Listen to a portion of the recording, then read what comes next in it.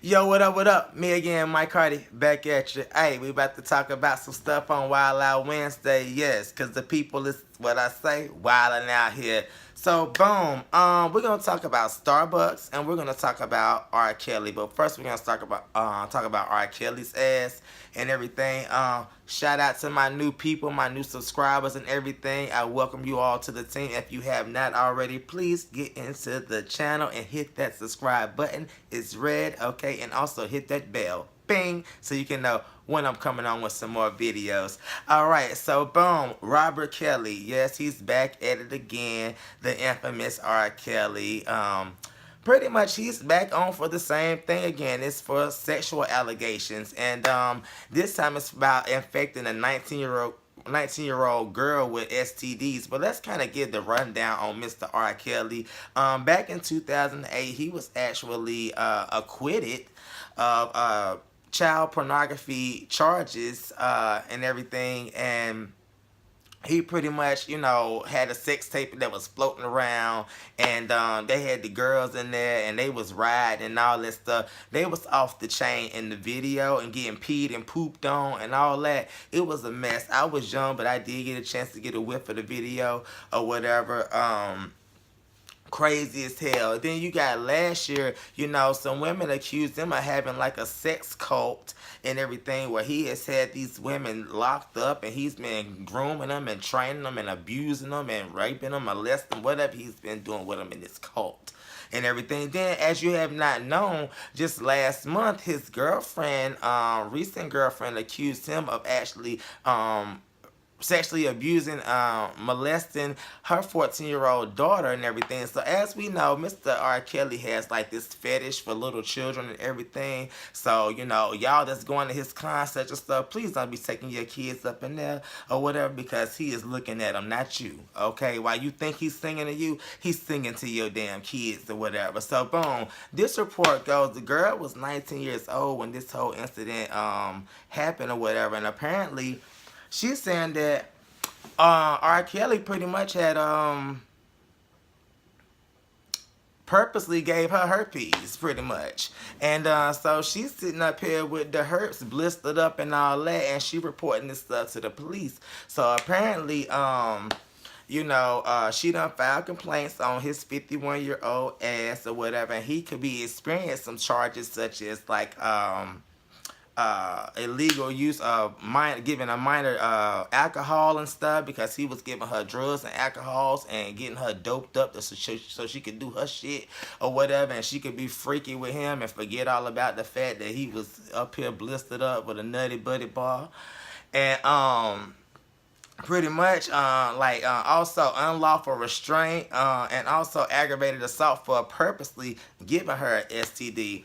And it's just crazy because, he's up to these shenanigans, and come to find out he's still, selling out his little shows. They're not big shows, they're little shows, but he's selling them out, and he's still selling over 60 million records. And I'm really trying to figure out what the problem is with this whole situation. R. Kelly, you need your fucking ass whooped. You need to go to get some damn shock therapy so you can stop damn looking at these damn little girls and stuff and motherfucking damn fucking using them as your fucking sex slave. How you gonna be sitting up here, your 51-year-old ass, you got all these old women lusting after you or whatever, you ain't got not one bit of lust for they ass or whatever? Like, come on now. You need to damn mess with your own fucking league. You are too old to be messing with these damn kids, and you fucking up their life, and you up here infecting girls and starting these cults and shit or whatever. If you addicted to sex or whatever, then that's fine, but get somebody that's your age or whatever, that way y'all can just sit there and have some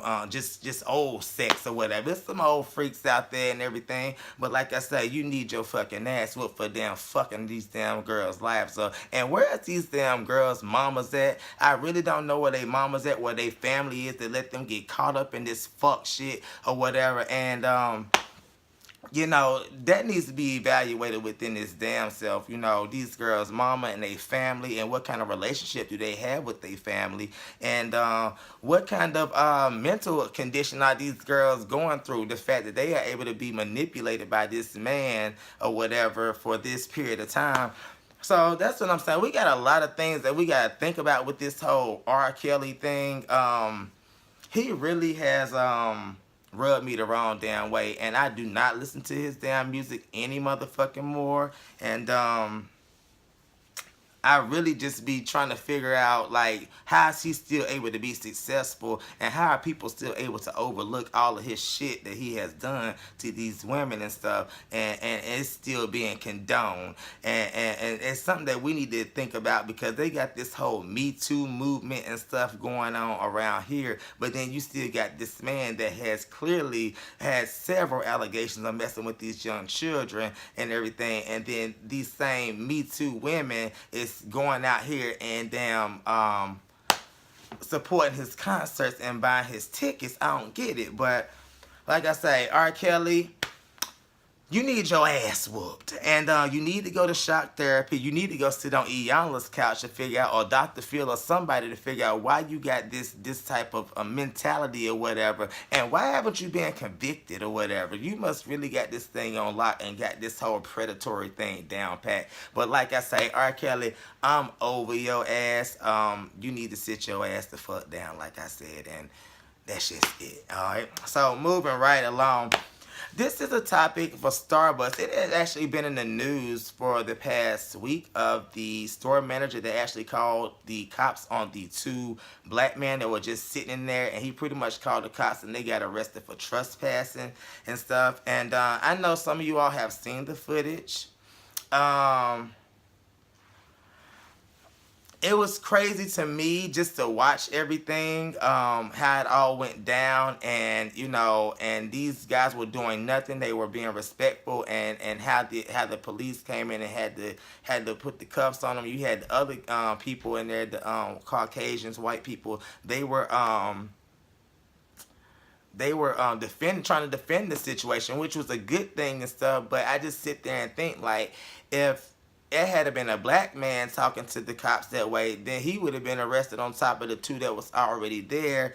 And yeah, it has been talks that the Starbucks owner has met with the two guys. He has put out a statement that they were going to be doing some type of damage control by, like, on May 29th. They're going to shut down all the Starbucks for like an afternoon to do some type of racial bias training. That's what they'll be doing it with some conjunction with the NAACP and a couple of other people. What is it? The Equal Justice Initiative and the Anti-Defamatory League. Like I said, they're going to close down like 8,000 stores to actually get this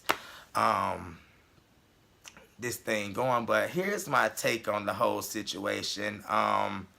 That's fine and dandy that you're going to be doing that, and you're doing it in conjunction with these organizations and stuff. That's cool, but there's nothing that you can do about what has been embedded in people's mind and in their heart that they have been taught since birth and stuff. So that's something that you cannot do, and I think it may even really heighten this whole situation. There's been protests and stuff that has been going on. People have literally said that they are going to stop buying Starbucks and stop purchasing their stuff and going there to patronize them, which is fine and dandy, because I don't really do Starbucks like that, so I'm not really missing out on giving my money there, because they won't get my money to begin with, really. But I know people that really are ride or die Starbuckers, and they they defend that coffee to the T or whatever. But my thing is, if you don't stand for something, you will fall for anything. Anybody that is condoning that still wants to go and patronize and everything like that, that's fine and dandy. That's your money. But what you have to think about is, what if you was in that situation, and would you want to be treated like that, and would you want somebody to call the cops on you when you was sitting there being innocent, waiting on a polite meeting? Not to mention, I think some of these Starbucks got Wi-Fi in there, so they could have been just in there trying to update something real quick or send an email. It's a whole lot of things that could have been there, but you have to sit and think, what would you do in that situation? And the best way you can do is, I really feel like that you can hit people in their pockets. I'm not one of these ones that want to go out and stand in like a whole big crowd and protest with a sign and picket and stuff, because I feel like that those situations, when you get a bad apple that comes in the situation, it could actually be detrimental to the whole cause, and then cause this whole riot and stir up a whole bunch of controversy, and then you caught out there in some mess where you didn't really want to be. So that's why I'm just like, I don't do the whole public, but I will not patronize you, and I will no, I'm not gonna do that. And I think that Kevin Johnson is doing a good job of trying to do some damage control, but like I say, it's a long ways to go. I think that, we have these discriminations going on in all these different like little restaurants and stuff. So if you really think that you're going to be doing something by hitting Starbucks or whatever, just know in every establishment it's somebody that's racist towards whatever race or whatever. And it's not just about black racism. This situation just so happened to be black. It's different types of racism. We just so happen to get the brunt of it and everything. And I really do feel like that these two men should sue or something. I'm not even sure if they got criminal charges. I think they did not. And if they did get criminal charges, I would definitely be suing and all that. But if anything, just for the whole embarrassment of the situation, I don't think anybody, should be treated like that. But I know, speaking from me being in this skin right here, I have walked in situations and I have actually felt the looks and the stares and everything. And even sometimes whenever I deal with clients and things now, and I have patients, especially when I was in clinic care, like when I was doing family medicine and stuff, I'm telling you, like, people, they look at you like, wait a minute, like, who is you or whatever, and it's not till they find out that, oh, I'm a nurse, or I'm this, or whatever, I'm an entrepreneur or whatever, or you start speaking to them politely, then they kind of look at you a little bit different. It's just something that we deal with or whatever as being a black person. I can only really speak from my perspective or whatever. I know that I feel it everywhere. If we choose to boycott, we can hit them in their pockets and everything, but just know people are still going to patronize them, and I don't think Starbucks is going to go anywhere. But I do think that if you have a strong feeling towards this, please don't give your money to anybody that you feel like is disrespecting or that's going against whatever you stand for and everything. And like I say, me, I won't be giving my damn money to them or none of the other damn people that want to act stupid. I stop H&M and all that. So, I feel like that these incidents happen way too damn often, and they need to fucking stop, because we are people, we are human, and a lot of us live respectable lives contrary to what you may feel or what you may think, or what's being portrayed on these shows that put us in a negative light and everything. So that's what I got to say about that whole Starbucks situation. I feel like that Kevin Johnson, you did good by trying to do some damage control, but you kind of fucked up whenever you said that you was not going to fire that motherfucking manager, and I was fucking over your motherfucking ass. Now, they did say that the manager quit upon mutual agreement, but your motherfucking ass should have motherfucking fired his motherfucking ass if you really wanted to do something. And it was all on that motherfucking manager, because all they could have did was went over there and asked those two gentlemen, was there something going on, or was they waiting on something? Or they could have just left them the fuck alone, because if anything was going to go down up in that fucking down Starbucks, it would have already went down. They ain't going to sit there so they damn face can be plastered all over the motherfucking camera. So that's what made no sense for him calling the motherfucking damn cops, but his own racial bias or agenda that he had, being a manager, or having that type of entitlement or power. So, like I say, that's what Wild Out Wednesday is about. I just wanted to go on my little spiel. I feel like that we need to stand up for our rights, and we really need to go take action against these different things that really are out here, and this racism that's going on, because this shit really has to stop. We're all like respectable people and everything, and I really feel like that we need to do our part as individuals to just, like I say, just trying to hammer down and really just, like I say, don't fucking settle for the fuck shit and go for it or whatever. Alright, this has been Mike Hardy, Mike Hard TV. I love talking to y'all. This Wild Out Wednesday. Alright, bye.